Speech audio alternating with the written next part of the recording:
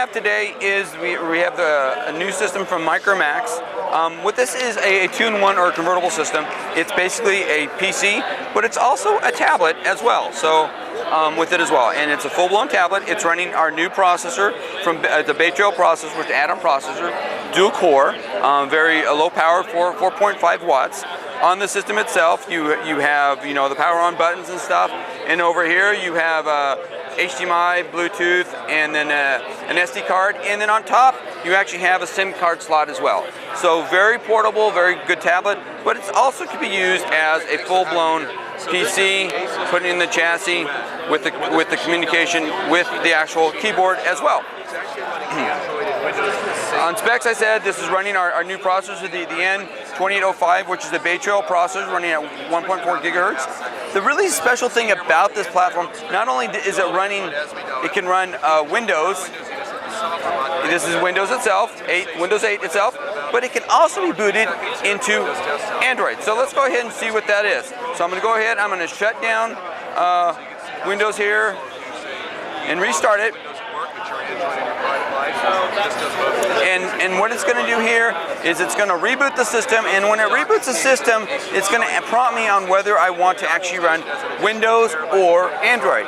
And so what I'm going to select this time is Android, and now it's going to come up and boot up the Android OS versus the Windows OS. So let's go ahead and give it a few minutes to go through the BIOS checkup and confirmation there. And what it's doing right now, instead of booting Windows, it's actually coming up and booting Android. So give it a few more minutes here. Very few devices out there in the market that actually do this right now, but we foresee many more coming out here itself. In the booth today, we're showing the Micromax, and we also have a THD system that does the dual boot. So right now, it's booting up Android, and this is actually running Android 4.2.2. And now, as you can see, I'm up and running Android. So just as normal, I can get up and I'm running a full-blown version of Android. Since this is a dual boot system, I can also go from Android to Windows. So I'm going to shut down Android here. I get the menu that says boot Windows. I'm going to go ahead and click that. And go ahead and click on that.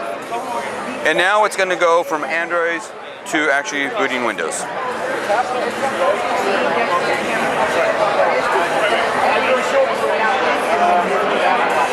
So you got the Windows logo, it's loading up Windows and launching Windows.